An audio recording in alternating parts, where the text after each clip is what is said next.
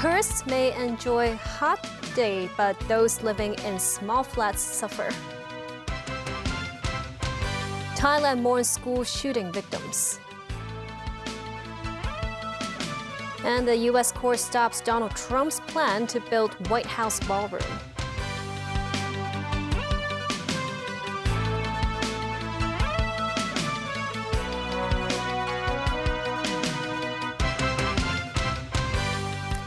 Good evening and thank you for joining us.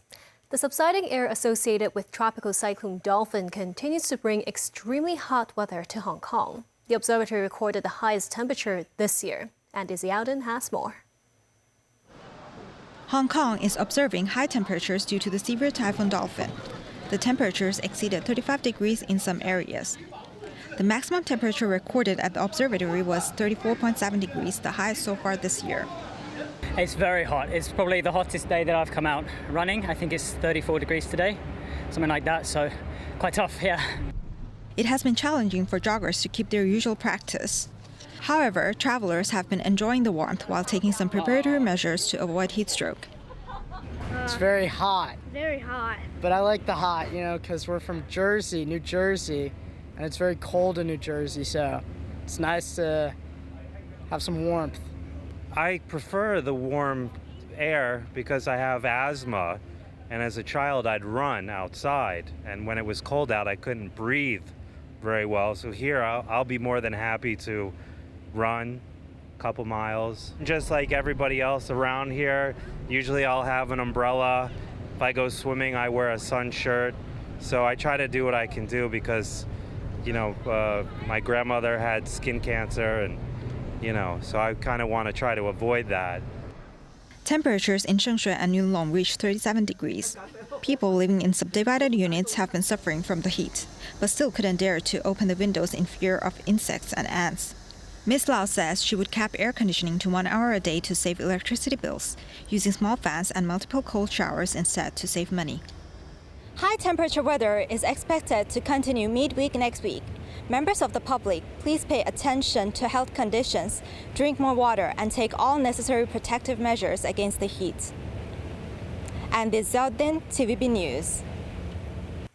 Dolphin is expected to land along the coasts of Fujian and Zhejiang between Sunday evening and Monday morning, with local weather beginning to deteriorate. Winds strengthen further this afternoon off the coast of Zhoushan, Zhejiang, bring rough seas with swells reaching up to 10 meters.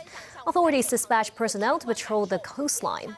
Workers in Zhoushan and the container terminal in Wenzhou was evacuated, and heavy machinery and empty containers have been made steady. Fujian activated Level 2 emergency response for typhoon prevention and suspended 19 coastal shipping routes. Vessels returned to the harbor to take shelter. The National Meteorological Center of CMA forecasts continuous heavy downpours across Fujian, Taiwan, Zhejiang, Shanghai, and surrounding areas from Saturday to next Wednesday. They issued the orange alert, urging the public to take precautionary measures. A 25-year-old man was assaulted with a knife by a lower-floor resident at Upper Wong Tai Sin Estate inside an elevator. The assailant later fell from height and died. Police received a report at around 7:30 a.m. A 25-year-old man was later found to sustain multiple knife wounds on his head and torso inside an elevator. He remains in hospital in critical condition. After investigation, it was revealed the victim lived one floor above 46-year-old perpetrator. The man slashed the 25-year-old while the victim was entering the elevator before returning to the unit and plunging to his death. Police say the deceased had a history of mental illness, and the pair had argued multiple times over noise issues. Some lawmakers say the housing department should allow more flexibility in rehousing applications, as police say the deceased had applied for relocation, but the application has been under review. A group of employers on Saturday called for a salary freeze for foreign domestic helpers after labor unions have proposed to raise the minimum wage from $5,100 to $6,670. Memo Sangai reports. The Labour Department reviews the salary of foreign domestic helpers each year, with the last adjustment being in September. On Saturday, the Quadripartite Alliance for Harmonious Employment Practices and more than 10 foreign domestic helper employers spoke to the media after attending a closed-door meeting with the government. The organization says 6,211 employers responded to a July survey. It asked whether the government should freeze the salary and food allowance of foreign domestic helpers at $5,100 and $1,236. More than 97% of employers polled against a pay rise, while 84% state a rise in salary will increase the family's financial burden, forcing them to terminate the contract with helpers. We are considered comparing with other countries like Singapore and Malaysia, and most of them like Singapore is like 3,500 to 3,800. For all the benefits, the Hong Kong is the highest city. For all the benefits like medical support and the holidays, so compare all for all is the highest one and the best one. Meanwhile, the Hong Kong Employers of Overseas Domestic Helpers Association says increasing the helpers' minimum wage will bring losses to employers and employees. That is not their salary freezing. That is their minimum freezing. That has allowed those low-income employers can have they can afford to employ them. If the minimum wage raised every year, actually you can see the economy in Hong Kong, and some employers even lost their jobs. So in order to attract, or better say, we help and encourage more employers to continue to employ domestic helpers from overseas, I think freezing of the minimum wage is one of the methods. She says the government must consider the financial ability of employers when conducting the relevant review. Moments 9, TVB News. Mourners paid tribute to the victims of a deadly shooting in Thailand, a day after a student shot and killed multiple people at a high school outside Bangkok before killing himself. More than 20 people were also wounded, most between the ages of 12 and 14 years old. Tracy Furness has more. Debsirin Nonthaburi School in Nonthaburi Province, where the shooting took place at 10 a.m. Friday. Saturday morning, and mourners are seen laying flowers at the school's entrance. Local resident Charin Siriananchai drives past the school each day. He lays flowers with his 9- and 6-year-old sons. He says, of course everyone is saddened and shocked because it was unexpected that this would happen in Thailand, and also it's quite a great loss. Although my sons don't attend the school, I still feel very sad. Thai Prime Minister Anutin Charnvirakul said on Friday that a student who shot several people at a high school outside Bangkok had used the gun that was registered to his address. The gun is a registered one, and it is kept in the house.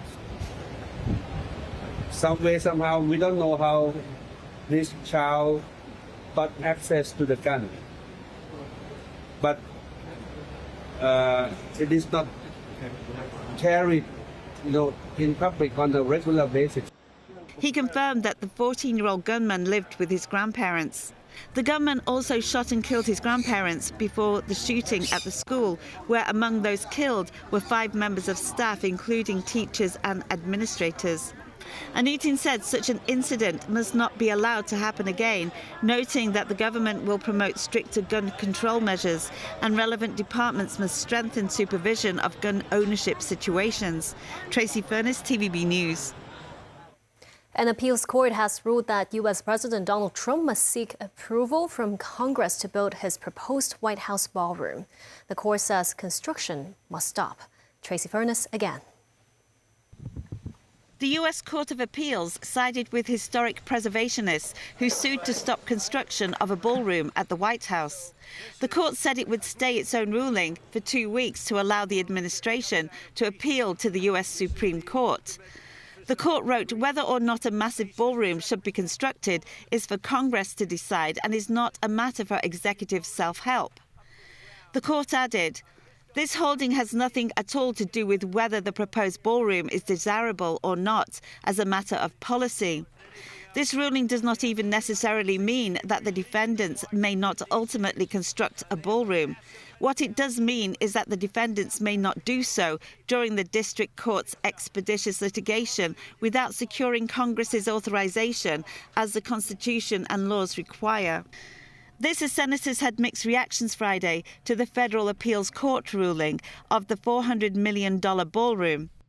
We will never give the presidential approval for the Arc de Triomphe or the East Wing Ballroom. I mean, these are vanity projects. And some reports indicate that the president is spending literally 70% of his time. The president's a busy person, and there's a lot of things he's got to pay attention to, including the war in Iran. So, no. The president's raised a lot of private money to fund it, and that's going to be something that future administrations can use, whether they're Republican or Democrat. That's a benefit. And so I think one way or another, yeah, we'll work through it and get it done. The president said that folks were going to chip in to pay for it, and it was not going to be at the cost to the American taxpayer. That's already proven to be untrue. So it's not surprising that courts are weighing in and saying, no, you have to follow the rules. And let's see what happens as this gets to higher courts as well. But Tracy Furness, TVB News. And still ahead, Gianni Infantino among guests at Colombian president inauguration. Expert says the next decade is still China's era. And mainland filmgoers pack cinemas during summer holidays.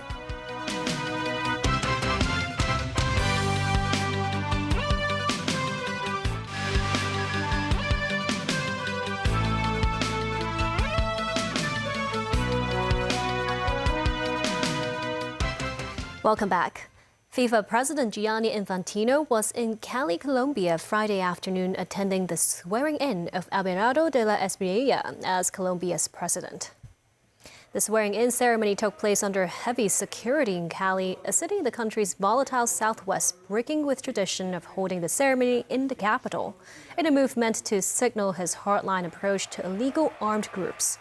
De la Espriella succeeds Gustavo Petro, winning a close runoff election on June 21st against the outgoing president's ally, Senator Ivan Cepeda. And Battle FIFA president who attended the ceremony is facing a revolt after his failed plan to sell stakes in the World Cup. This while an investigation by the Daily Telegraph newspaper reveals that UEFA paid off Infantino's alleged lover while he was its general secretary, an allegation Infantino is said to have denied. In an interview with TVB News, the Greater China chairman of an international consulting company stresses the next China is still China, and the next chapter of the country is likely going to see top-class domestic businesses competing among themselves and with outsiders. China's economic growth in the second quarter stood at 4.3%. The pace was slower than expected with a recent wave of closures among China's popular e-commerce clothing brands, some boasting over 4.6 million online followers. Still, the industrial output remained relatively resilient, largely buoyed by AI and advanced manufacturing-related industries. Zhong Ai McKinsey's Greater China chairman has advised major U.S. and Chinese companies for some 25 years and rubbed shoulders with business and economic leaders, including at the World Economic Forum in Davos, Switzerland, for years. Despite the apparently mixed economic signals, he believes the next decade is still the China era. You see still an overhang of the real estate bubble. You still see decreasing returns to a lot of the infrastructure investments. But on the other hand, all the innovations, all the speed, because China's speed, can be a catalyst for you to accelerate your development, to accelerate the speed on how you do things. While he is bullish about China's continued ascent, he admits it comes at a cost, both a cutthroat competition among local players and increasing difficulties for foreign enterprises to tap profits in the next China. It's very painful as an individual company. Local domestic competitors have really matured in every single category. We see Chinese competitors who are as good as or even better than the multinationals who are operating in China. His advice? If you're not localized enough, if you're not innovating, if you're not putting all of your R&D in China right now, you're not moving as quickly as the Chinese local competitors. That's the in China, for China model.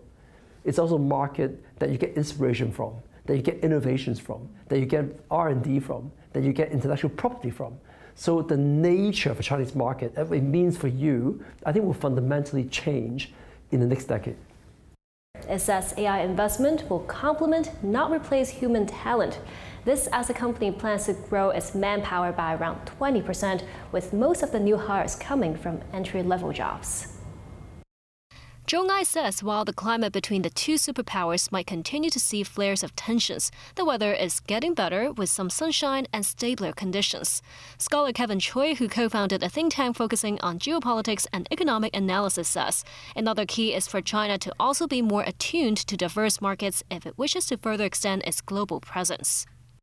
Half of the story is the claim that China is still China, but then in half of the story, according to Mr. Ngai, is that we're facing a lot of new challenges. So we can't just stick to our own ways. In the next round, we need to stand outside, walk outside, and then work with them.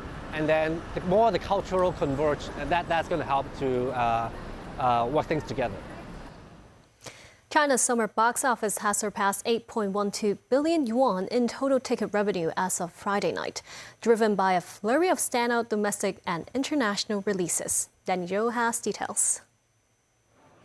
This cinematic revival is buoyed primarily by domestic productions that dominated the upper tiers of the competitive summer slate. Among them, the family-friendly fantasy feature All Wishes Come True, launched on July the 18th, reimagines the classic folklore of the 8 immortals through stories of 8 ordinary people, and is now one of the top 10 highest-grossing animated films in China's box office history.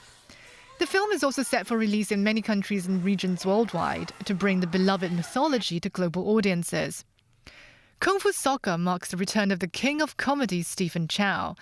It kept daily national ticket sales above the 100 million yuan mark in a 27-day streak, captivating millions of moviegoers with Chow's signature blend of hyper-stylized martial arts and underdog sports drama. While homegrown productions continue to gather steam, international tentpoles remain steady, with Spider-Man: Brand New Day ranking 3rd on the season's box office chart.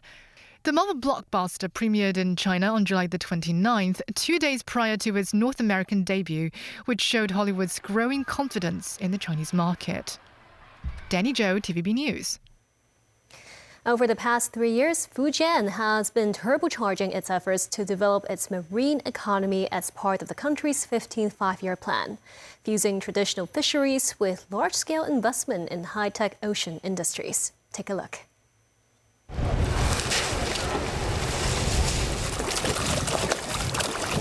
Fujian province is a major producer of these large yellow croaker. Depending on the size, the fish can fetch between 20 yuan to more than 100 yuan per half kilogram, making it an important source of income for fishermen in Ningde, Fujian. In the 1980s, yellow croaker was once pushed to the brink of extinction because of overfishing. Xi Jinping, then party secretary of Ningde, issued directives that helped pave the way for the successful development of artificial yellow croaker farming. Today, the entire Sandu Ao of Ningde generates more than 20 billion yuan in annual output. At this fish farm alone, around 30 tons of chilled yellow croaker are shipped to Hong Kong every day. This food supplier from Sandu Ao says Ningde has favorable conditions for fish farming, including clear waters, natural shelters from storms, and relatively stable water temperatures. But operating offshore fish farms in the middle of the ocean presents another challenge: electricity supply.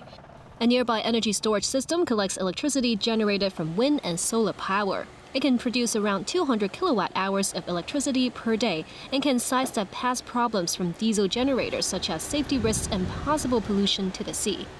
Under the National 15th Five-Year Plan, the country aims to comprehensively develop its marine economy. 3 years ago, Xiamen was approved to establish the Marine High-Tech Industrial Park, with the first batch of projects nearing completion.